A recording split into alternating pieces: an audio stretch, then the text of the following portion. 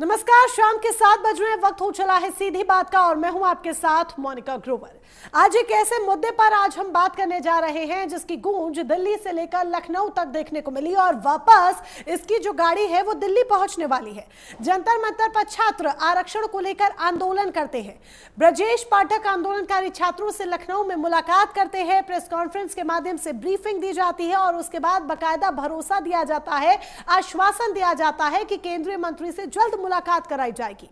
BJP जिस तरीके से इस पूरे मसले में अपना रोल प्ले कर रही है, माना केंद्र में उसकी सत्ता है, लेकिन भारतीय जनता पार्टी के लिए मुद्दा बेहद अहम भी हो जाता है क्योंकि आरक्षण का मुद्दा देश में बीते कई दिनों से या ये कहिए कि कई महीनों से, कई समय से लगातार गूंज रहा है और यह आंदोलन की आग को जल्द से जल्द शांत करना भी इसीलिए जरूरी है, चाहे बात आरक्षण पर आर पार की लड़ाई की ही क्यों ना हो, क्योंकि जंतर मंतर से लगातार जिस तरीके से आंदोलन हो रहे हैं वो भारतीय जनता पार्टी के लिए, केंद्र की सरकार के लिए एक बड़ी चुनौती बने हुए हैं। ऐसे में इस आश्वासन पर कितनी खरी उतरेगी सरकार, ये तो एक बड़ा सवाल है ही। इसके साथ ही भारतीय जनता पार्टी के लिए यह मुद्दा अहम क्यों है, क्या विपक्ष भी इसे भुनाने की कोशिश करेगा, सियासत में यह आरक्षण का मुद्दा किस तरीके से नए रंग लेकर आ सकता है, आज इसी को लेकर करने वाले हैं हम सीधी बात। उससे पहले सुनिए प्रतिक्रिया।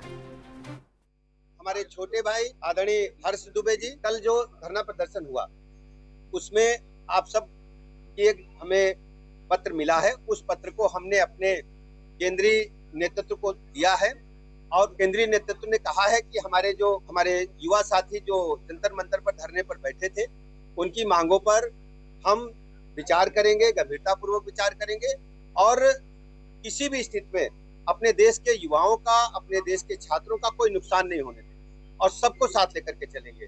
अब इसी बात की सूचना देने के लिए हम आपके बीच में आएंगे और 2 दिन के बाद आप लोगों की इच्छा थी कि हम केंद्रीय नेतृत्व के समक्ष अपनी बात रखें, तो माननीय केंद्रीय मंत्री जी के साथ में 2 दिन के बाद इनकी बैठक होगी, उसमें हम इनको लेकर के जाएंगे और इनसे साथ में बात करेंगे। एक बात सबको बताना चाहता हूं कि ये आंदोलन किसी एक व्यक्ति का नहीं है, ये समस्त सवर्ण समाज का आंदोलन है। अगर बीजेपी को लगता है कि ये आंदोलन हर्ष दुबे को बैठा करके आप इसको डिरेल कर लेंगे तो ये आपकी गलतफहमी है। मैं चाहता हूं कि इस पे संवाद हो, लेकिन संवाद उचित प्लेटफॉर्म पे हो। ब्रजेश पाठक जी हो सकता है कि किसी को गफलत हो कि ब्राह्मणों का नेता है, लेकिन एक किसी ब्राह्मण का भला किए हो तो बताना, एक कोई उत्तर प्रदेश में ब्राह्मणों के लिए काम किए हो तो बताना। लेकिन फिर भी यदि संवाद शुरू हुआ है, स्वागत होना चाहिए, लेकिन अगर यदि डिरेल करने की साजिश के तहत प्रेस कॉन्फ्रेंस बुलाई गई है तो ये आलोच्य है और इसकी मैं कड़ी निंदा करता हूं। तो कुल मिलाकर आरक्षण आर पार की लड़ाई देखने को मिल रही है। ऐसे में जो आश्वासन दिया गया है, बीजेपी की कोर लाइन क्या है, ये समझना भी बहुत ज्यादा जरूरी हो जाता है। लेकिन सिर्फ यही नहीं, तमाम सुलगते सवाल हैं जिनके इर्द गिर्द आज करने वाले हैं हम सीधी बात। एक एक कर वो सवाल आपके समक्ष, आपकी टीवी स्क्रीन पर। सबसे पहला, सबसे बड़ा सवाल, आरक्षण का आधार जाति हो या फिर आर्थिक स्थिति, ये तय करना बहुत जरूरी है। ये पैमाना क्या होगा, जाति या फिर आर्थिक स्थिति? दूसरा बड़ा सवाल, क्या मौजूदा आरक्षण व्यवस्था में रिफॉर्म की जरूरत है, बदलाव की जरूरत है? क्या इस तरफ भी विचार विमर्श किया जाना चाहिए? इसके साथ ही तीसरा बड़ा सवाल, मेरिट बनाम सामाजिक न्याय का, मेरिट वर्सेस सोशल जस्टिस का, इसको लेकर भी आज सवाल किए जाएंगे, बहस होगी। और चौथा बड़ा सवाल आपके समक्ष हम रख दें, अगर आर्थिक आधार पर मदद देनी भी है तो फिर आरक्षण क्यों, रिजर्वेशन क्यों चाहिए? आप आर्थिक आधार पर अलग तरीके से भी तो मदद दे सकते हैं, स्कॉलरशिप आदि के माध्यम से। पांचवा बड़ा सवाल, ब्रजेश पाठक का आश्वासन समाधान की शुरुआत है या फिर सिर्फ राजनीतिक डैमेज कंट्रोल? आज इन्हीं सवालों के इर्द गिर्द हम सीधी बात करने वाले हैं। कई खास मेहमान हैं जो हमारे साथ जुड़ेंगे, इस चर्चा का हिस्सा बनेंगे। एक एक कर उन तमाम मेहमानों का स्वागत करते हैं और उनसे आपका परिचय कराते हैं। राघवेंद्र सिंह चौहान जी है, भारतीय जनता पार्टी के प्रवक्ता है। स्वामीनाथ जायसवाल जी, कांग्रेस के प्रवक्ता, हमारे साथ इस चर्चा में जुड़े हैं। जल्द ही सवर्ण एक्टिविस्ट के तौर पर ब्रजेश मिश्र जी हमें ज्वाइन कर लेंगे। विजय नारायण सिंह जी वरिष्ठ पत्रकार के तौर पर स्टूडियो में हमारे साथ मौजूद है। आप सभी मेहमानों का बहुत बहुत स्वागत। और राघवेंद्र सिंह चौहान के साथ शुरुआत करते हुए, राघवेंद्र जी, ब्रजेश पाठक जो प्रेस कॉन्फ्रेंस करते हैं, सभी मेहमानों को प्लीज टीवी स्क्रीन पर पहले दिखाया जाए। सभी मेहमान आपके सामने बहुत जल्द टीवी स्क्रीन पर आपको दिखाई देंगे। राघवेंद्र सिंह चौहान जी बीजेपी की तरफ से पक्ष रखेंगे, स्वामीनाथ जायसवाल जी कांग्रेस की तरफ से और विजय नारायण सिंह जी वरिष्ठ पत्रकार के तौर पर। यह समझना जरूरी है कि जाति या फिर आर्थिक स्थिति आरक्षण का आधार आखिर क्या हो, जाति आधारित सामाजिक एवं ऐतिहासिक पिछड़ापन के लिहाज से या फिर आर्थिक आधार के हिसाब से कि जो करीब है, जो कमजोर है, जिसकी आर्थिक स्थिति खराब है, उसे रिजर्वेशन मिलना चाहिए। और अगर ये बातें हैं, ये सवाल जो उठ रहे हैं, तो उनके बाद अहम बात ये जानना समझना भी जरूरी हो जाता है कि प्राथमिकता किसे मिलेगी, कास्ट को, जाति को, या फिर आर्थिक स्थिति के आधार पर, किसी की फाइनेंशियल कंडीशन कैसी है उसके आधार पर। एक बच्चा मान लीजिए बहुत होनहार है लेकिन वो जातिगत आरक्षण की श्रेणी में नहीं आता है, लेकिन उसकी आर्थिक स्थिति हद से ज़्यादा खराब है, वो पढ़ लिखने के लिए, उसके परिवार वाले फीस भरने के लिए सक्षम नहीं है, तो क्या उसे रिजर्वेशन मिलना चाहिए? ये तमाम बातें हैं जिनको लेकर आज एक बहस छिड़ गई है और इसी को लेकर आज हम बात करेंगे। मेहमान आपके सामने आपकी टीवी स्क्रीन पर हैं। शुरुआत करते हैं राघवेंद्र सिंह चौहान के साथ। राघवेंद्र जी, ब्रजेश पाठक प्रेस कॉन्फ्रेंस करते हैं, उसके बाद जो इस तरीके से ब्रजेश पाठक जी कहते हैं कि आश्वासन दिया है केंद्रीय मंत्री से जल्द हम मुलाकात करवाएंगे, तो जरा पहले ये समझा दीजिए कि आरक्षण के मुद्दे पर बीजेपी की कोर लाइन है क्या? आरक्षण को लेकर बीजेपी के मन में अभी क्या है, आगे फ्यूचर को लेकर आप लोग क्या देखते हैं, जरा पहले तो ये क्लियर कर दीजिए। जी मोनिका बहन, बहुत बहुत धन्यवाद हाँ जी। पर अपने स्क्रीन पर करने के लिए आपका बहुत बहुत साधुवाद। देखिए ऐसा है, सभी हमारे पैनलिस्टों को भी मेरा यथोचित अभिवादन। देखिए आपने जो प्रश्न किया बहुत अच्छा प्रश्न, और इसका उत्तर मैं आपको अपने हिसाब से दूं तो सबका साथ, सबका विकास और सबका विश्वास। भारतीय जनता पार्टी की सरकार कम से कम इस पर काम करके चलती है और काम किया है। इसी आधार पर भारतीय जनता पार्टी काबिज है। अगर कोई अपनी बात लेकर के आता है, चाहे वो ईडब्ल्यूएस का हो या कोई आरक्षण से संबंधित मामला हो या कोई भी व्यक्ति, उसकी बात सरकार सुनती है। हमारी सरकार गूंगी बहरी अंधी नहीं है, हमारी सरकार सारी बातें सुनती है। यथोचित समाधान आपने पिछले कुछ समय में देखा, यथोचित समाधान भी दिया गया और यथोचित रास्ते भी निकाले गए, यथोचित व्यवस्थाएं भी की गई, यथोचित रूप से उनको समायोजित भी करने का काम हम करते हैं। भारतीय जनता पार्टी कभी भी अपने उस नारे से पीछे नहीं हटती जिसमें हम सबका विश्वास और सबका साथ लेकर के चले थे। वही आज भी है, वही कल भी रहेगा। भारतीय जनता पार्टी का कभी ना नक्शा इस तरीके से बदलता है समय को देखकर, और इनके पर ये सबका साथ, सबका विश्वास, सबका विकास, इसमें जब आरक्षण आ रहा है तो आरक्षण को लेकर जरा अपनी कोर लाइन बता दीजिए। जाति या आर्थिक स्थिति, ब्रजेश पाठक जी जो इस तरीके से मुलाकात करते हैं, जो आश्वासन देते हैं, क्या हम ये माने कि एक बड़े सुधार की संभावना है? बहुत अच्छा प्रश्न किया आपने। 130वें संविधान संशोधन के जरिए ईडब्ल्यूएस के लिए 10% आरक्षण का प्रावधान किसने किया? ये आपके सामने नजीर है। और ऐसा नहीं है कि एससी, एसटी, ओबीसी आरक्षण अलग अलग आर्थिक आधार पर हो, ऐसा भी नहीं। लेकिन निश्चित रूप से जो भी हमारे समाज के व्यक्ति आर्थिक रूप से पिछड़े हैं, उनके लिए अगर हम ये ईडब्ल्यूएस लाए तो क्यों लाए, और हमने ही इसकी आवाज क्यों सुनी? या इसके पहले ये आवाजें नहीं उठती रही? इसके पहले की सरकारों ने इस पर कोई ध्यान दिया, या सरकारों ने उस पर संज्ञान लिया, या कुछ किया? देखिए ऐसा है, ये जो बातें होती हैं तभी होती हैं जब हम आगे बढ़ते हैं।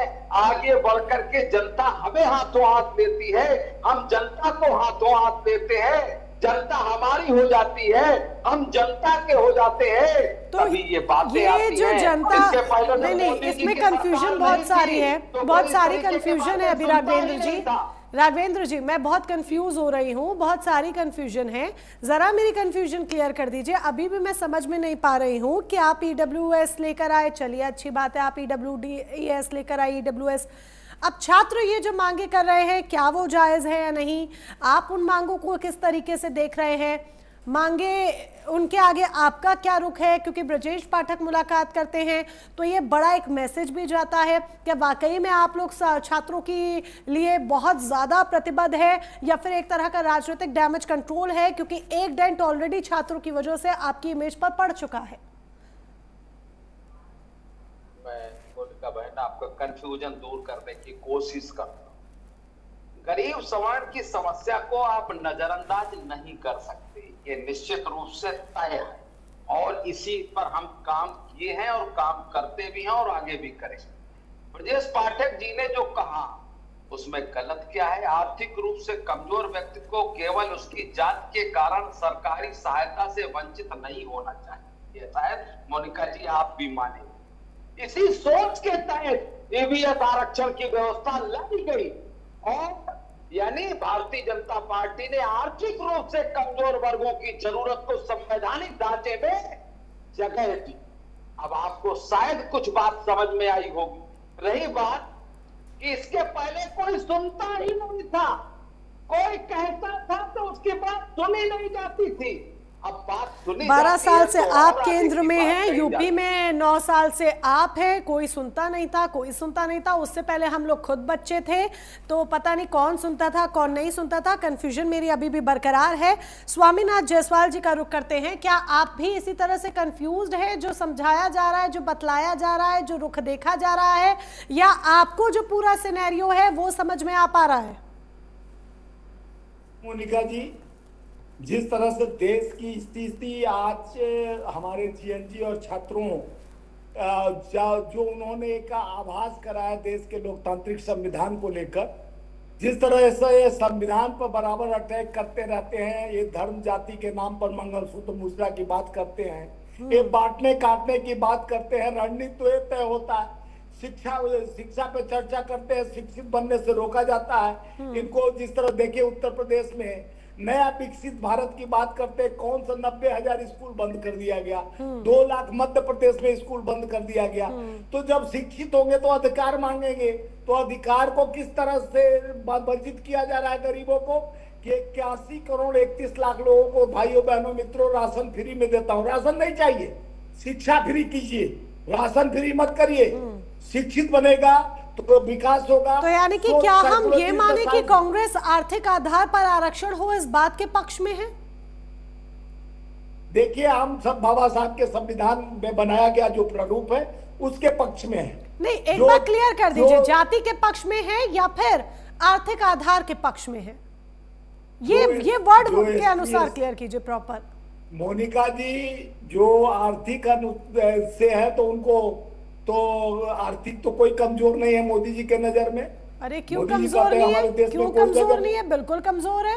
कहाँ कमजोर है? वो कहते हैं कि आप पढ़ो लिखो और उसके बाद वो रील बना दो, मजबूत हो जाओगे। हाँ। या तो आप पकौड़ा तल लो, रोजगार मिल जाएगा। अच्छा, जब जिस देश में रोजगार वंचित कर दिया गया, कॉन्ट्रैक्ट फार्मिंग को मजबूत किया गया। क्या पक्ष है? आप किस पक्ष में मांग उठा रहे हैं? आप अपना पक्ष कांग्रेस का बताइए ना।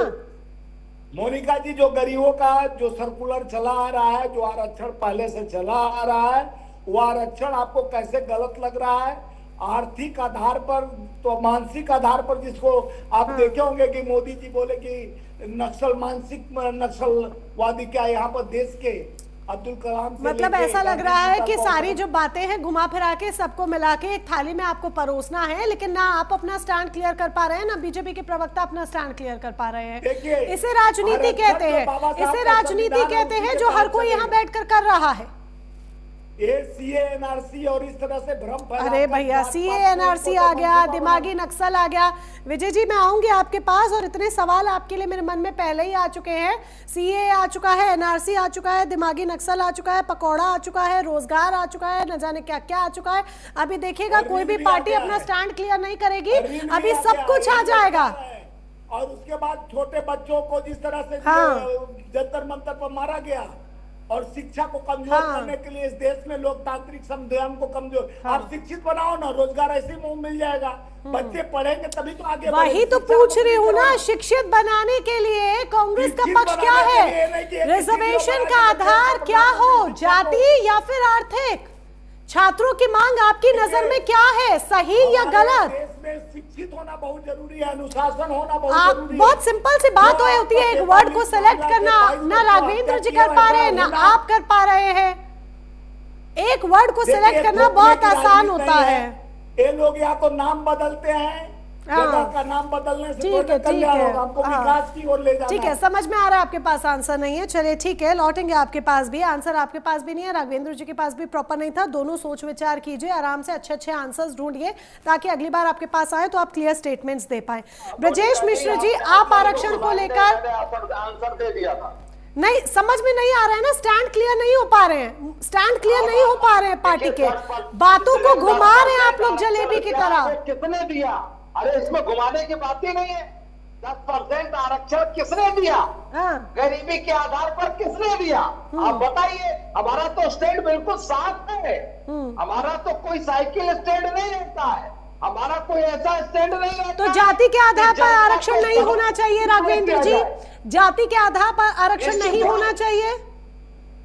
जात के आरक्षण की बात करीबी में क्रीमी क्यों है मोनिका जी? आपकी ऑडियो क्रीमी क्लियर नहीं लेयर है। इसीलिए लाया गया। आपकी ऑडियो क्लियर नहीं थी, प्लीज रिपीट कीजिए।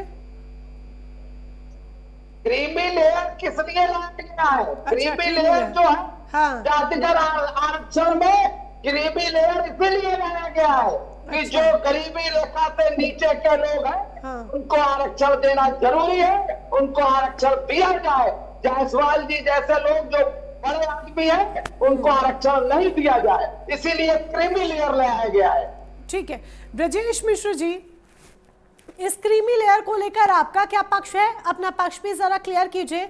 और जो आंदोलन है वो आंदोलन मांगों पर इसी तरीके से अड़िग रहकर हल्ला बोल के लिए है, या फिर वाकई में आप समाधान सुधार चाहते हैं और चाहते हैं कि जल्द से जल्द इसको एक दिशा में आगे लेकर जाकर खत्म किया जाए? पहले तो सभी को नमस्कार। आरक्षण का उद्देश्य क्या था, पहले इस पर चर्चा कर लेते हैं। आरक्षण का उद्देश्य अगर किसी को लग रहा है किसी जाति विशेष का उत्थान करना था तो वह गलतफहमी का शिकार है, वह भ्रम का शिकार है।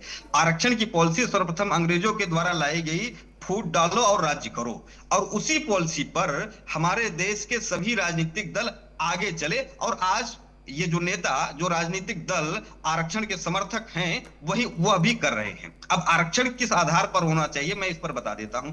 आरक्षण न जातीय आधार पर न आर्थिक आधार पर होना चाहिए। कोई कमजोर है, जो कमजोरी की बात कर रहे हैं, जो गरीबी की बात कर रहे हैं, तो कमजोर को पढ़ने का मौका मिलना चाहिए। आप उनको विद्यालय दो, अच्छे शिक्षक दो, अच्छे विद्यालय दो, पुस्तकें दो, सब कुछ दो। जो पढ़ने में कुशाग्र है उसे आगे बढ़ने का मौका मिलना चाहिए। लेकिन क्या जाति के नाम पर, गरीबी के नाम पर आप माइनस नंबर वाले डॉक्टर को से चिकित्सा करवाएंगे जितने लोग बैठे हैं, या फिर माइनस नंबर वाला अध्यापक? ऐसे ऐसे उदाहरण हैं कि माइनस नंबर वाले फिजिक्स के लेक्चरर बन रहे हैं, मैथ के वो लेक्चरर बन रहे हैं। वो क्या पढ़ाएंगे उन्हीं बच्चों को, दलित समाज के बच्चों को, पिछड़े समाज के बच्चों को ये क्या पढ़ाएंगे? हम तो सोच रहे हैं कि हमारे घर के बच्चे इनसे क्यों पढ़े भाई।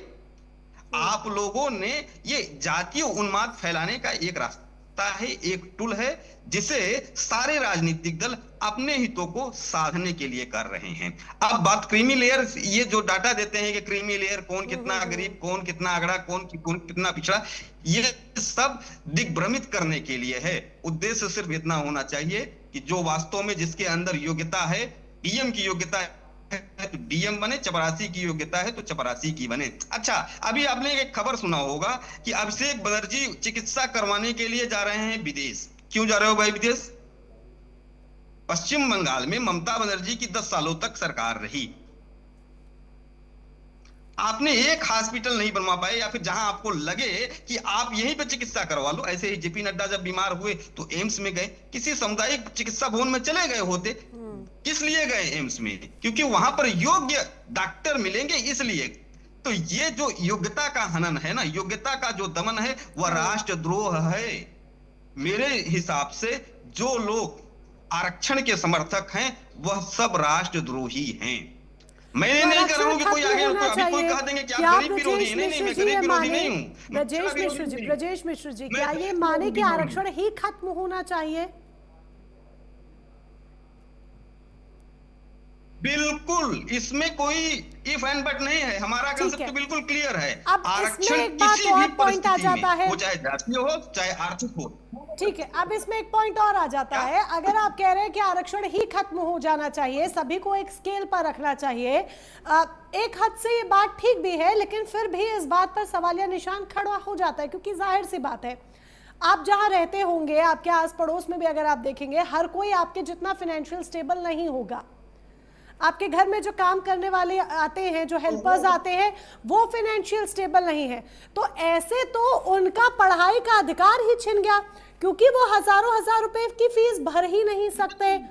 नहीं, आप गलत, मैंने पहले ही बोल दिया कि भाई जिनकी आर्थिक स्थिति खराब है और वो योग्य है, वो पढ़ने के लिए उसके पास क्षमता है, वो कैपेबल है, वो पढ़ना चाहता है, तो सरकार उसके लिए स्कॉलरशिप दे, अच्छे विद्यालय बने, वो मिड डे मील न चले। हाँ। आजकल मैं प्राइमरी विद्यालय से पढ़ा हुआ, मैं सुन लीजिए पहले, मैं प्राइमरी विद्यालय से पढ़ा हुआ व्यक्ति हूँ। एक समय था हम प्राइमरी विद्यालय में पढ़ते थे, आज प्राइमरी विद्यालय में मध्यम वर्गीय समाज के बच्चे पढ़ने क्यों नहीं जाना चाहते हैं? उसकी छवि गंदी कर दी गई है। राजनीति होता है कि वो किस कास्ट है, वो अच्छा एससी समाज का अध्यापक है, ओबीसी समाज का अध्यापक है, पढ़ाई कहाँ हो रही है, राजनीति का अखाड़ा हो गया है। तो ये मत कहिए, पढ़ने का जिससे पढ़ना है उसे सरकार जितना पैसा देना चाहे, जो व्यवस्था देनी चाहे दे, लेकिन ये मत कहो कि भैया ये गरीब है इसलिए इसको डीएम बना दो। गरीब है तो जाओ ना, माइनस नंबर वाले अध्यापक के क्या डॉक्टर के पास कोई नेता उपचार कराने जाएगा? नहीं जाएंगे। बेस्ट ढूंढते हैं, आप भी बेस्ट ढूंढेंगी। हम कर रहे हैं, कौन सा ऐसा व्यक्ति है जो कहेगा कि माइनस नंबर वाला जो लेक्चरर है वो मेरे बच्चे को पढ़ाए, ये सबसे योग्य है। यही तो वहां हमारे विश्व गुरु बनाएंगे, ये विश्व गुरु बनाएंगे। ऐसे विश्व गुरु बनेगा। विश्व गुरु बनने के लिए आपको योग्यता का सम्मान करना होगा, जो इस देश में नहीं हो रहा है। सिर्फ किस लिए? समझ लीजिए, बिल्कुल। कई हद तक ब्रजेश मिश्र की बात ठीक भी है कि स्कॉलरशिप आदि इन सब के आधार पर योग्य छात्रों को सपोर्ट करना चाहिए, ना कि सीधे तौर पर आप जाति के आधार पर या फिर फाइनेंशियल कंडीशन के आधार पर आरक्षण दे दे, जिसकी वजह से जो योग्य है या जो मेरिट में अच्छा है, जिसके परसेंटेज बहुत अच्छे आए हैं, वो उस वजह से पीछे रह जाते हैं। तो सरकार को इस दिशा में काम करना होगा। आगे बढ़ते हुए विजय नारायण सिंह जी से भी जरा इस पर और क्लैरिफाई, हाँ एक पॉइंट और कहना चाहते हैं फटाफट से ब्रजेश जी। ब्रजेश जी ऑडियो नहीं आ रही है ना, इसका मेन उद्देश्य क्या है? जो हिंदू समाज है इसको कैसे तोड़ा जाए और तोड़कर अन्य समाज के साथ जोड़कर राजनीति को, अपनी राजनीति को आप ये मानेंगे, अगर आप ऐसा कहते हैं तो क्या आप ये मानेंगे कि पॉलिटिकल पार्टीज ने अपनी पॉलिटिक्स के चलते आरक्षण को एक हथियार बनाया है? बिल्कुल, मैंने तो पहले कह दिया, ये टूल है जो अंग्रेजों ने अपनाया था, वही ये राजनीतिक दल अपना रहे हैं। अंग्रेजों से अलग नहीं है, ये अंग्रेजों से भी ज्यादा खतरनाक लोग है, मैं ये कहूंगा। ठीक है, विजय नारायण सिंह जी के पास जाते हुए, विजय नारायण सिंह जी, ये ब्रजेश पाठक जी ने जिस तरीके से प्रेस कॉन्फ्रेंस का तमाम जानकारी दी, जो मुलाकात की दिल्ली से लखनऊ, लखनऊ से दिल्ली, ये पूरा मामला जो है वो रोल ऑन होता हुआ दिख रहा है। इसमें क्या आपको लगता है कि सुधार की संभावनाएं या फिर बदलाव की संभावनाएं हैं, या फिर सिर्फ और सिर्फ राजनीति हो रही है यहाँ पर, और सिर्फ एक इस मुद्दे को भी टूल बनाया जा रहा है, ये एक तरह का राजनीतिक डैमेज कंट्रोल है? पूरे मामले में जो बात मेरे समझ में आ रही है, इसमें कहीं कुछ नहीं होना है, ये सिवाय राजनीति के कुछ नहीं है। ब्रजेश पाठक जी ने जो आज मुलाकात की है, वे भी जानते हैं कि आरक्षण जिस तरह से लागू है उसको वे समाप्त नहीं करा सकते, अन्ना खुद भी कर सकते हैं। तो ये कहना कि ये सिर्फ एक कहा जाए कि एक संतोष की बात है कि हाँ हमने आपसे बात कर ली, हमने ऊपर तक पहुंचा दिया, लेकिन आरक्षण का मुद्दा इतना संवेदनशील मुद्दा है राजनीतिक दलों के लिए कि कोई भी राजनीतिक दल इस मुद्दे को छोड़ना नहीं चाहता। वो चाहे पिछड़ी जाति का हो, अगड़ी जाति का हो या कोई भी हो। अब सवाल ये आता है कि आरक्षण को आप कब तक लागू रखना चाहते हैं? देश जब आज़ाद हुआ था, बिल्कुल सही, एक वर्ग को ज़रूरत थी जो बहुत ज़्यादा दलित थे, पिछड़े थे, कुचले हुए लोग थे, जिनके पास जिनको शिक्षा से वंचित रखा गया था। आपने आरक्षण दिया, अच्छी बात है। उनको आप मुख्य धारा में लाने के लिए कोशिश किए, वो भी अच्छी बात है। लेकिन अब 75-77 साल बाद आपको एक समीक्षा तो करनी चाहिए कि इस 77 साल में जो कुछ भी आपने आरक्षण दिया उसका क्या परिणाम रहा, कितने लोगों का उत्थान हुआ और कितने का नहीं हुआ। आज भी आप 81 करोड़ लोगों को मुफ्त में राशन दे रहे हैं। सीधी सी बात यह है कि शिक्षा एक ऐसा माध्यम है कि आप दुनिया की किसी भी समाज में जहाँ शिक्षित समाज है उस देश को विकास करने से कोई नहीं रोक सकता, लेकिन सरकारें शिक्षा पर बहुत ज़्यादा ध्यान नहीं दे रही हैं।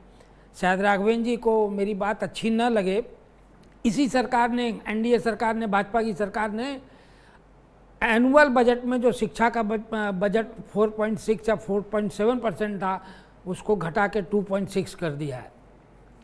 क्या देश पूरा शिक्षित हो गया? तमाम चीज़ें हो गई जो होनी चाहिए थी पर शिक्षा के क्षेत्र में, जो शिक्षा के क्षेत्र में जहाँ थे वहीं खड़े हैं। आज 2-4 नए कॉलेज खोल देने से समस्या का समाधान नहीं हो सकता, क्योंकि ये इतनी बड़ी आबादी है इस देश की कि शिक्षा ही एक बुनियादी ज़रूरत की चीज़ है। दूसरी चीज़ कि सवर्ण समुदाय भाजपा का कोर वोटर है, तो पाठक जी को भी और भाजपा को भी कहीं ना कहीं उनकी नाराज़गी झेलनी पड़ रही है। तो स्वाभाविक है कि वो सामने आएंगे, उनको किसी न किसी तरह शांत करने की कोशिश करेंगे। इसी तरह आपको याद होगा कि यूजीसी एक्ट आया, उसके बाद SC/ST एक्ट आया, दोनों का सवर्ण समाज ने विरोध किया, लेकिन वो आज भी अपनी जगह कायम है, जिसमें ये व्यवस्था दी गई है SC एक्ट में तो कि जांच बाद में होगी, पहले गिरफ्तारी होगी। ये प्राकृतिक न्याय के भी सिद्धांत के खिलाफ है और इसी सरकार ने ये सारे कानून बनाए हैं, सारी चीज़ें पास की हैं।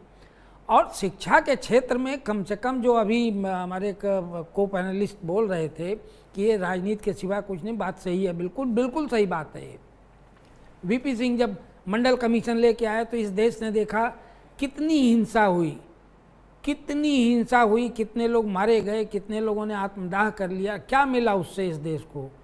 उस देश को सिर्फ एक विभाजन मिला, एक सामाजिक विभाजन मिला, एक जो समरसता थी वो नष्ट हुई।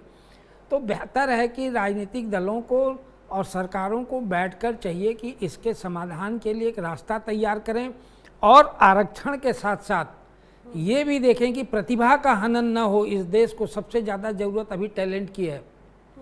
वो टैलेंट पिछड़ा वर्ग से आता है, दलित वर्ग से आता है या सवर्ण से आता है, या भूल जाइए। आप सिर्फ ये याद रखिए कि हमको अगर देश को बनाना है, डेवलप करना है, आगे ले जाना है, तो हमको टैलेंट चाहिए। ऐसे छात्र और ऐसे युवा चाहिए जिनके पास बौद्धिक क्षमता हो, जो इस देश को चला सकें, इस देश के इंस्टीट्यूशंस को चला सकें। माइनस नंबर ला के आप डॉक्टर बन जाएंगे, बात भी सही है। क्या मतलब है इसका भाई? जब आपका कोई पैरामीटर रह ही नहीं गया तो आरक्षण किस बात की है? जो पढ़ना चाहता है उसको पढ़ने का मौका दीजिए, कॉलेज खोलिए। और रही बात क्रीमी लेयर की, क्रीमी लेयर में कितने लोग आते हैं इस देश के? मैं समझता हूँ कि टॉप 5% लोग वो लोग हैं जिनकी 8 से 10 लाख रुपया सालाना कमाई है। बाकी 97% के पास क्या है? आपने क्या किया? करना चाहिए।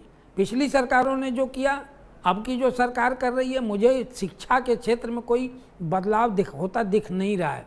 और बिना शिक्षित किए समाज को न ये देश आगे बढ़ सकता है, न समाज बढ़ सकता है। इसलिए आरक्षण की एक समीक्षा होनी चाहिए। मैं तो कहूँगा कि बहुत बेहतर है, अभी जनगणना करा रहे हैं आप, जनगणना में भी फॉर्म में एक कॉलम दे दीजिए किन किन लोगों ने आरक्षण लिया है। आपको एक डाटा मिल जाएगा कि पिछले 77 सालों में कितने लोगों को हमने दिया नौकरी। अगर नहीं दिया तो इसका मतलब कि हम सरकार में बैठकर खुद बेईमानी कर रहे हैं, यानी कि हमारे पास रिक्तियां हैं नहीं और आरक्षण के नाम पर हम समाज को बांट रहे हैं। तो पहले आप एक डाटा तो लेके आइए ना कि कितने लोग हैं जिनको आरक्षण की ज़रूरत है और उनमें से कितने लोगों को इस 77 साल में आपने दिया, और जो दिया तो उनसे उनके परिवारों को क्या लाभ हुआ। एक डेटा आपके पास है भी नहीं। तो राजनीतिक दलों के पास मैं समझता हूँ कि एक बेहतरीन मुद्दा है। समाज को आपस में लड़ाओ, जातियों में लड़ाओ, आरक्षण के नाम पर लड़ाओ और अपनी वोट बैंक की राजनीति करो। जी मुनगा जी, बिल्कुल, कहीं ना कहीं ये वोट बैंक की राजनीति है और समाज को आपस में लड़ाने का काम है, जिस पर पॉलिटिकल पार्टीज सालों से जो करती आई हैं। अब इसे कोई भी पॉलिटिकल पार्टी अपने ऊपर इस बात को ले सकती है, क्योंकि ये हकीकत है कि आरक्षण को किस तरीके से हथियार बनाकर समय समय पर इस्तेमाल किया गया है। ब्रजेश मिश्र जी कुछ कहना चाह रहे हैं, फटाफट से अपना टेक दीजिए, फिर मैं राघवेंद्र जी के पास जाऊंगी। कम शब्दों में फटाफट से। मैं एक पॉइंट और आपके समक्ष रखना चाहूंगा। देश को आजाद हुए 80 साल हो गया और इस देश के सारे राजनीतिक दल गरीब के नाम पर राजनीति करते हैं, दलित के नाम पर राजनीति करते हैं, पिछड़ा के नाम पर राजनीति करते हैं। मुझे एक जाति बता दीजिए जो अपलिफ्ट होकर सवर्ण हो गया हो। हर साल आपको सामान्य वर्ग से पिछड़ी में जाति सम्मिलित कर ली जाती है और पिछड़े से दलित, दलितों की संख्या बढ़ती जा रही है, पिछड़ों की संख्या बढ़ती जा रही है, लेकिन सवर्णों की संख्या नहीं बढ़ रही है। मतलब कि ये लोग जो आरक्षण की राजनीति कर रहे हैं कि हम प्रतिनिधित्व की राजनीति कर रहे हैं, विकास की राजनीति कर रहे हैं, ये सिर्फ खोखले वादे हैं। हकीकत यही है कि सिर्फ बांट रहे हैं। धन्यवाद।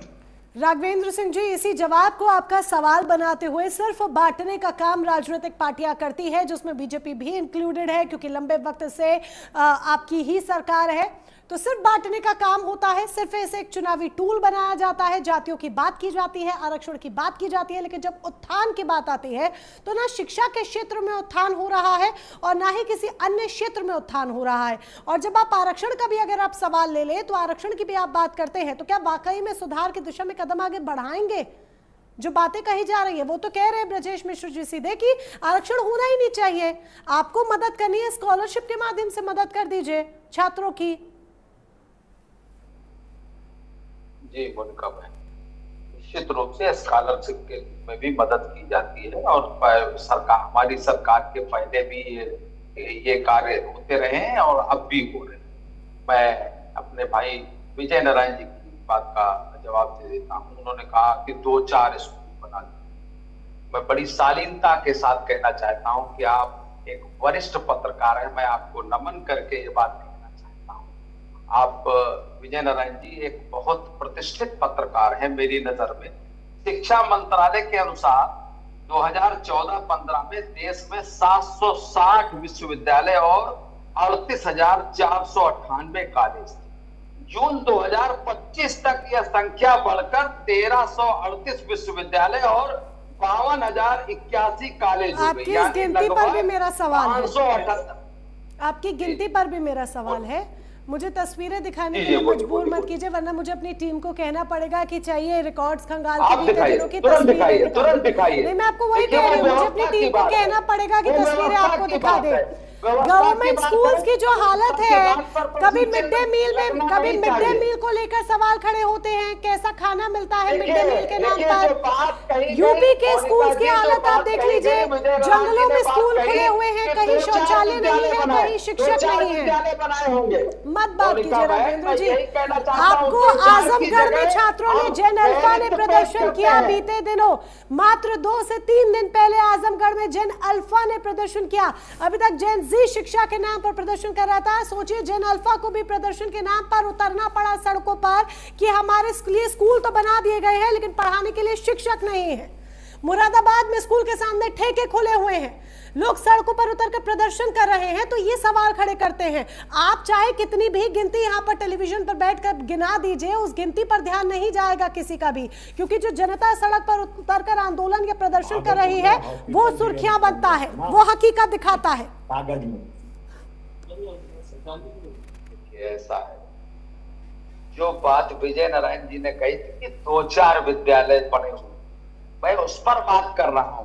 रही बात जैन जी की भी समस्या सुनी गई, जैन जी की भी बात सुनी जा रही है, हमारे ब्रजेश मिश्रा जी की भी बात ठीक है, वो भी बात ठीक बोल रहे हैं कि हिंदुओं की संख्या में जितनी बढ़ोतरी हुई है उस हिसाब से हमको 10% जो हमने सवर्णों की जो बात की, 10% के सवर्णों को ईडब्ल्यूएस को दिया, इसके पहले ध्यान नहीं आया था कांग्रेस को।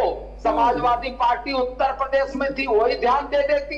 अब वो पीडीए चिल्लाते घूम रहे हैं। तो समाजवादी पार्टी को गए 9 साल हो गए, कांग्रेस को गए 12 साल हो गए, अब आप सत्ता में हैं और अभी आप लोग अभी केंद्र में, अभी मान लीजिए 3 साल तो अभी और है ही हैं और 29 में जो होगा वो वक्त बताएगा। और जो लोग आप लोग 2027 के लिए यूपी के लिए दावा कर रहे हैं, यानी कि योगी गवर्नमेंट का आप लोग खुद दावा कर रहे हैं, तो यानी कि आप आंख मूंद कर बैठे हैं कि आप ही की सरकार बनेगी। तो अभी आप सपा को भी हटा दीजिए, कांग्रेस को भी हटा दीजिए। जनता का सीधे सवाल आपसे है, जनता आपको देख रही है, उनको नहीं देख रही, तभी वो बाहर का रास्ता नाप चुके हैं।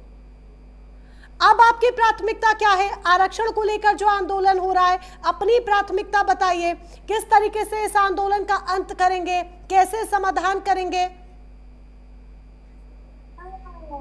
ऐसा है, समाधान अगर समस्या है तो भारतीय जनता पार्टी ने समाधान किया है। हाँ। मैं स्पष्ट रूप से अपना मत रखना चाहता हूं कि गरीबी का समाधान सिर्फ आरक्षण नहीं है और न रहा है। सामाजिक पिछड़ेपन का समाधान सिर्फ आर्थिक पैमाना भी नहीं है कि खाली हम आर्थिक पैमाना ही मार लें।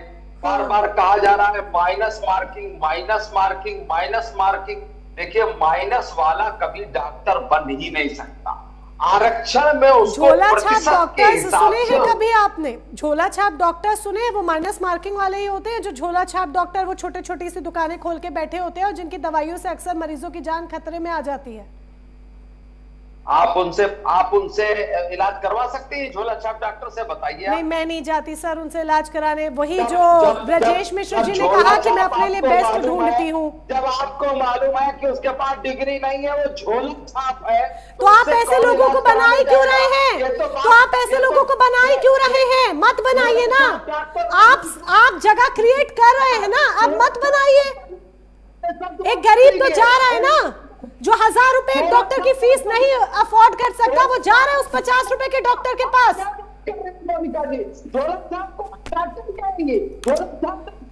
अरे आप ही कहते थे ना, दिल्ली में आम आदमी पार्टी की सब सरकार थी कि दिल्ली में कितने झोला छाप डॉक्टर्स हैं, ऑपरेशन करते थे ना, स्टिंग ऑपरेशन। करिए, देखिए झोला छाप। सही बात करो तो बहस मत कीजिए, भाषण सुनने थोड़ी बैठे हैं भाई।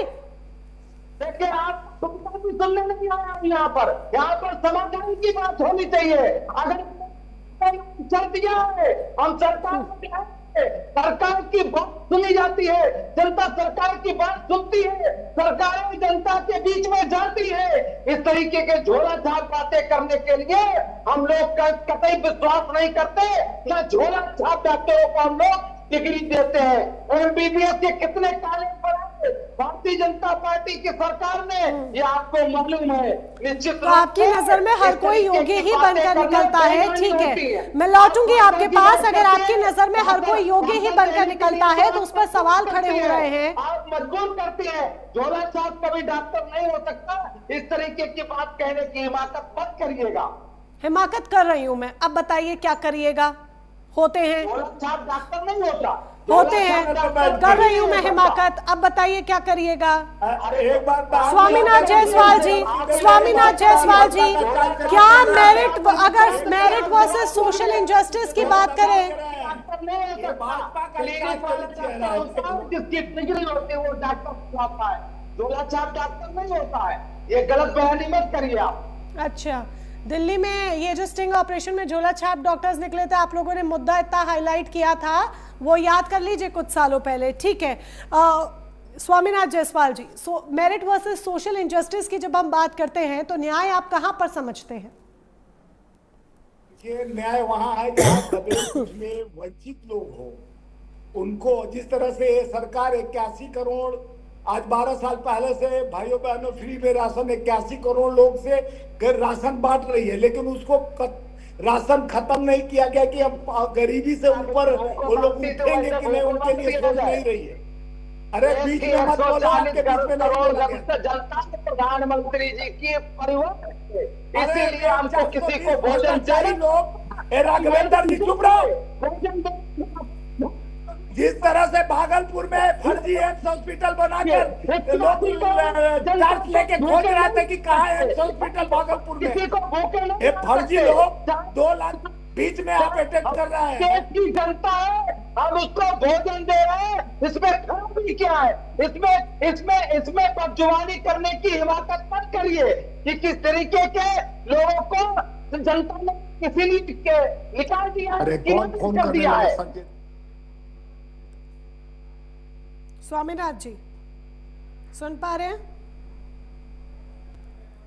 स्वामीनाथ जी से शायद कनेक्शन नहीं हो पा रहा है, दोबारा से कनेक्शन करने की हम कोशिश कर रहे हैं। स्वामीनाथ जायसवाल जी से दोबारा से संपर्क साधा जा रहा है। ब्रजेश मिश्र जी का रुख करते हुए, ब्रजेश मिश्र जी, वही बात निकलकर सामने आती है, लेकिन शायद सरकार इस बात को अग्री करने के लिए, स्वीकार करने के लिए राजी नहीं है कि कई बार इस आरक्षण पर जो योग्यता वाले होते हैं वो पीछे रह जाते हैं और जो माइनस वाले होते हैं, जिनके पास उतनी योग्यता भी नहीं होती, वो आगे ठाठ के साथ किसी ना किसी पद और ओहदे पर बैठ जाते हैं। लेकिन सरकारें इस बात से किनारा कर रही हैं, क्या कहेंगे?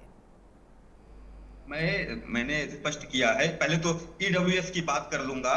ईडब्ल्यूएस सामान्य वर्ग ने कभी नहीं मैं बोल पाया हूं, ये गलत है। एक मिनट मेरा पास दीजिए, मैं शुरुआत कर लूं, फिर इनके पास ले लीजिएगा। मैं एक बार भी डिबेट में अपना बात नहीं रखता हूं। Brajesh ji, so sorry I am interrupting you. क्या करेंगे बैठकर? जी, आपका कनेक्शन रुक गया था, हम आप ही के पास आ रहे हैं। कनेक्शन इसलिए हो गया कि okay, coming back to you Brajesh Mishra ji, so sorry interrupt कर रही हूं मैं आपको। उनकी बात पहले पूरी हो जाने देते हैं, नहीं तो वो आपकी भी पूरी नहीं होने देंगे। पहले उनकी बात पूरी हो जाने देते हैं। जायसवाल जी, ओवर टू यू। मोनिका जी, अभी आपको बहन कह रहे थे, 2 मिनट बाद आपको धमकी देने लगे। इनका विचार यही है, धमकाने का। ब्रजेश जी भी बहुत बढ़िया बात रखे, विजय भाई भी बहुत बढ़िया बात रखे। देखिए क्या है, आरक्षण ये सब व्यवस्था जो वर्ण चला रहा है, संविधान के तहत चला रहा है, जो आज ज्ञान ये बांट रहे हैं, जो उत्तर प्रदेश से लीजिए, अगर आप विकास किए हैं तो 50,000 रुपया लालच देने की क्या जरूरत पड़ रही है? जब आप विकास किए हैं तो 10,000 बिहार में महिलाओं को बांटे या 50,000 उत्तर प्रदेश में बांटने की जरूरत पड़ रही है। आज विकास आप किए हैं तो 81 करोड़ राशन बांटने की क्या जरूरत पड़ रही है? अगर शिक्षा मजबूत होता, हर जात के लोगों को शिक्षित किया जाता, तो शिक्षित बनता तो खुद अधिकार से लड़ता। अधिकार उसका 90,000 स्कूल बंद हो गया, ये आपको लिस्ट गिना रहे थे। 2 लाख स्कूल बंद हो गया मध्य प्रदेश में, ये लिस्ट गिना रहे थे कि इतना लाख।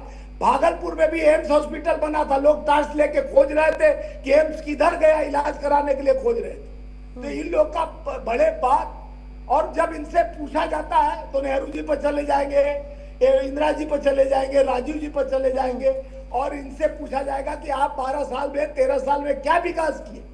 सिर्फ धर्म और जाति का नाम लेकर, मंगलसूत्र मुद्रा का नाम लेकर लोगों को बांटने और काटने की बात प्रधानमंत्री की है। और जब चुनाव आता है तो आप एजेंडा तय करते हैं, धार्मिक स्थिति पैदा करते हैं, कभी जात का। ठीक है, बीजेपी एजेंडा तय करती है, आप ये कह रहे हैं जायसवाल जी, ठीक है, आप कह रहे हैं बीजेपी एजेंडा तय करती है, चुनाव आते हैं, चुनावों अनुसार अपना एजेंडा ले आती है। चलिए, बीजेपी राजनीति कर रही है, आप क्या कर रहे हैं ये बताइए। सालों साल तो सरकारों में आप भी रहे, सालों साल आपकी सरकार रही। सरकार मतलब कांग्रेस हुआ करता था एक वक्त में। आरक्षण के नाम पर आपने क्या किया? सिर्फ बांटने का काम किया, सिर्फ इस तरीके से दरारें समाज में पैदा करने का काम किया। आज बाबा साहब अंबेडकर का जो संविधान बना, उसी के तहत हमने काम किया। जो आरक्षण का उन्होंने उस समय दबे कुचले वंचितों का आवाज अपने संविधान के तहत उठाया, उस संविधान को पालन करते हुए हमने काम किया। और आज आप देश को कहते हो कि मैं 21वीं सदी विश्व गुरु बनने जा रहा हूं, तो अभी आप रिफॉर्म के सपोर्ट में हैं या खिलाफ हैं? आ रही ब्रजेश जी आ रहे आपके पास, अभी फटाफट से पहले बताइए, आप रिफॉर्म के सपोर्ट में हैं या खिलाफ में हैं? देखिए, हम देश के लोकतांत्रिक और शिक्षा को मजबूत करने के लिए सिंपल बात कीजिए, सपोर्ट या खिलाफ, सपोर्ट या अगेंस्ट, सिंपल बात कीजिए, फ्री कीजिए, आप आर्थिक सिंपल बात कीजिए। आप ये कहिए स्वामीनाथ जायसवाल जी, सिंपल बात कहिए कि कांग्रेस आरक्षण के रिफॉर्म में, रिजर्वेशन रिफॉर्म के अगेंस्ट है, सपोर्ट में है। रहेगा, शिक्षा फ्री रहेगा तो अधिकार अपने आप। अरे एक लाइन बोलने में क्या दिक्कत है? वर्ड आपको सेलेक्ट करना है।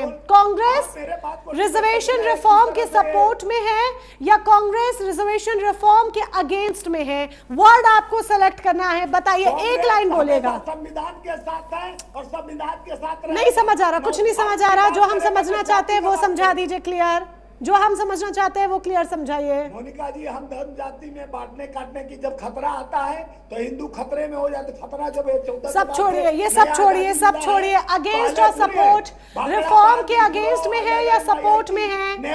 आप भी राजनीति कर रहे हैं। अरे आप सही बात कीजिए ना, आप अगर उन पर राजनीति की बात करें तो आप भी तो राजनीति कर रहे हैं। आप देखिए राजस्थान में तबेले में शिक्षा को ये बोल रहा है ना, उनका सरकार है। हाँ। राजस्थान में तबेले में बच्चों को पढ़ाया जाता है। सीएजी पार्टी कॉकरोच पार्टी वाले गए, देखे फोन खुला तो उसको दौड़ा कर मारा गया। ये तो शिक्षित बनाने का अधिकार ये है। सीजेपी वाले झारखंड क्यों नहीं गए थे? मतलब उनकी गाड़ी में पेट्रोल खत्म हो गया था झारखंड के लिए? सारा मामला 60 लोगों का निलंबित कर दिया। नहीं बताइए ना, ये सीजेपी वाले ये सीजेपी वाले राजस्थान तो चले गए, झारखंड क्यों नहीं गए थे? उनकी गाड़ी में तब पेट्रोल भरवाने के लिए पैसे नहीं थे। झारखंड में क्या हुआ ये बता दीजिए। झारखंड में जो हुआ वो आपने भी देखा, और उस पर क्या रवैया कांग्रेस का था वो भी हमने देखा। सेलेक्टिव राजनीति, सेलेक्टिव पॉलिटिक्स मत कीजिए, सेलेक्टिव राजनीति, सेलेक्टिव पॉलिटिक्स मत कीजिए। नहीं, हम सवाल कर रहे हैं, हम सवाल कर रहे हैं। जब मैं बीजेपी से सवाल कर रही थी तो आपको बहुत अच्छी लग रही थी, अब आपसे सवाल कर रही हूँ तो आपको दिक्कत लग रही है। आप राजनीति मैं सवाल कर रही हूँ, आपका काम है हमारे ऊपर आकर उंगली उठाना। आपका काम है हमारे ऊपर आकर उंगली उठाना। जब मैं चौहान जी से सवाल कर रही थी तो आपके लिए मैं बड़ी अच्छी थी। आप एक प्रवक्ता की तरह मत बात बोलिए। आप झारखंड के वो आपके ऊपर मुझे पता है, आप लोगों का घिसा पिटा एक ही राग है, आपका घिसा पिटा एक ही राग है। जब राघवेंद्र जी से सवाल किए जा रहे थे तो मैं आपकी भी बहन थी और आपको अच्छी लग रही थी, अब आपको मैं बुरी लग रही हूँ। आप झारखंड पहुंच जाती है। राजस्थान में कल की घटना है तो आप भी तो राजस्थान पे पहुंचे। सवाल करना हमारा काम है, आप जब सिलेक्टिव बातें करेंगे तो उस पर टोकना हमारा काम है। क्यों कर सकती हैं? आप सिंपल बात बता दीजिए ना, रिफॉर्म के अगेंस्ट में है या सपोर्ट में है? आप जहाँ बैठी हैं आपके पूर्वज से पूछ लीजिएगा कि एजुकेशन 14 के पहले हम लोग पढ़े नहीं, मैं नहीं पूछ रही, वो ऊपर जा चुके भगवान के पास, अब उनको बुला के लाऊं पूछने के लिए। आपके हमारे पिताजी नहीं है, आपके तो होंगे, उनसे पूछिए कि पहले कॉलेज यूनिवर्सिटी नहीं बना था। नहीं पूछ रही, आप लोगों से पूछूंगी। अरे भाई आप बीच में हमको बोलने नहीं दी, एक बार सुन लीजिए पहले, नहीं तो हट जाता हूँ डिबेट में। क्यों बुलाते हैं? खाली बोलते जा रही है, तो ज्ञान नहीं हो गया। लेकिन आप बात नहीं बोल रहे हैं ना, बोलिए। आप सुन नहीं रही हो। अगर डिबेट में बैठाना है तो सबका बात सुन के फिर पूछिए। एक बार भी बोलने नहीं दिया। आपको मैं बोल रहा हूँ कि आपके पूर्वज, हमारे पूर्वज अगर शिक्षा संस्थान नहीं रहता तो पढ़ते नहीं, पर हमारे विजय भाई के पिताजी चाहे कोई भी पढ़ा शिक्षा, तो गांधी नेहरू ने काम नहीं, गांधी जी नहीं, नेहरू जी नहीं शिक्षा संस्था बनाते, एम्स नहीं, इसरो नहीं, आईआईटी, आईआईएम, पोखरा जैसा बांध, तो ये लोग जहाँ सुई नहीं बनाता वहाँ मिसाल बनाते लोग। इनके सांसद आके कहते बहुत बड़ा आईआईएस है नेहरू, इस तरह का भाषाओं का प्रयोग किया जाता है। तो आपके बच्चे, हमारे आने वाला पीढ़ी क्या सीखेगा? संस्कार क्या कहा गया? बाढ़े पुत्र पिता के दर में, खेती उपजे अपने कर्म। झूठ का ये, जब आपको विकास की बात मान ले, आर्थिक आधार पर आरक्षण मिलना चाहिए, लेकिन जो व्यवस्थित व्यवस्था है, आप 14 के बाद अगर हम चोर थे, हम लुटेरे थे, हम कोल घोटाला किए थे, हम बहुत गंदा काम किए थे, हमको हमारा जनता ने हमें जब हटा दिया कुर्सी से, 13 साल में आपसे पूछा जाता है भैया आप बोले कि हम स्मार्ट सिटी बनाएंगे 150 शहरों में, कौन सा बना ये बता दीजिए। और आप बोले कि गांव लेंगे गोद में, कितने गांव गोद में लिए? तो ये झूठ। कितने एम्स बनाए हो जो चालू, अब तो 2,90,000 उत्तर प्रदेश में स्कूल बंद हो गए। और जो आप देख रही हैं कि ये जो अधिकार है, जब तो राजस्थान में बंद कर दिया गया कि स्कूल में कोई नहीं जा सकता है देखने के लिए, तो आपके अधिकार को छीना जा रहा है कि आपका चोरी पकड़ ले, यहाँ तो देखने मत जाओ। शिक्षा सभी जात को जरूरत है, छोटा बड़ा, चाहे कोई हो, गरीब हो, अनपढ़ नहीं रहना चाहिए। Educated is must. तो ये तो हम भी कह रहे हैं। तभी आएगा। राघवेंद्र जी, मैं लौटूंगी आपके पास, पहले विजय जी के पास जाते हुए फिर मैं पक्का आपके पास आऊंगी और अपनी बात आप जायसवाल जी को बोल सकते हैं जो आपका टेक है। विजय जी, अगर आपको समझ में आ गई हो कहानी पूरी तो जरा समझा दीजिएगा, ये सुधार की दिशा में क्या आगे बढ़ा जाएगा, नहीं बढ़ा जाएगा, या फिर ये सिर्फ बार पलटवार की कहानी होगी? और आजकल तो देश में आंदोलन का ट्रेंड बन गया है, सिर्फ इस ट्रेंड के साथ चला जाएगा और कुछ दिनों के बाद सब कुछ ठंडे बस्ते में चला जाएगा? नहीं, सुधार की दिशा में तो मुझे कोई उम्मीद नहीं दिखाई दे रही है, क्योंकि ये चुनाव के ठीक पहले जो है 2-4-6 महीना पहले, या साल में एक बार 2 बार, या कहीं किसी दूसरे राज्य में कहीं चुनाव हो रहा हो तो उसके पहले ये मुद्दा सामने आता है। ठीक उसी तरह से ये मुद्दा भी सामने आता है जैसे कि रोहिंग्या और बांग्लादेशी निकल आते हैं और उसके बाद वो 5 साल उनका पता नहीं चलता कि वो बांग्लादेशी और रोहिंग्या कहाँ गए। वैसे ही आरक्षण का मुद्दा या इधर से या उधर से या कोई तीसरा बीच में इसमें इंटरप्ट करके कोई एक राय दे देता है, उसके बाद पूरी पॉलिटिक्स उसी पर केंद्रित हो जाती है। इसलिए मुझे इसमें सुधार की कोई गुंजाइश होती दिख नहीं रही है, न ही राजनीतिक दलों में इसकी कोई मंशा है। हर कोई राजनीति करना चाहता है और हर कोई अपना आरक्षण के नाम पर अपने वोट बैंक को फिक्स करना चाहता है। भाजपा के लिए थोड़ी दिक्कत यह है कि सवर्ण जो समाज जो है वो भाजपा का वोटर है, अब कोर वोटर है जो भाजपा को हर तरह से मदद करता है और भाजपा के लिए वो एक माहौल भी बनाता है, धन भी उपलब्ध कराता है और वोट भी उपलब्ध कराता है। तो भाजपा के लिए थोड़ी ये चिंता की विषय है, चिंता की बात है। इसलिए मैं समझता हूँ कि ब्रजेश पाठक जी ने जो एक कोशिश की है वो कहीं ना कहीं इसी समाज को थोड़ा सा शांत करने की ज़्यादा दिख रही है। सुधार की कोई गुंजाइश इसमें मुझे दिखाई नहीं दे रही। अब देखना होगा कि सुधार होता है या नहीं होता, या फिर सिर्फ ये कहानी बनकर रह जाएगी और कुछ दिनों बाद सब कुछ इसी तरह से शांत हो जाएगा। फिलहाल आश्वासन तो मिला ही है, लेकिन इस आश्वासन के बाद फैसला कब होगा इसके लिए इंतजार करना होगा। सभी खास मेहमान हमारे साथ जुड़े, इस चर्चा का हिस्सा बने, उसके लिए बहुत बहुत शुक्रिया आपका। तो वाकई में इंतजार तो करना होगा क्योंकि आश्वासन मिल गया है, यानी कि मामले को शांत करा दिया गया है, लेकिन फैसला कब होगा ये कह पाना थोड़ा मुश्किल है। फिलहाल सीधी बात में बस इतना ही। नमस्कार।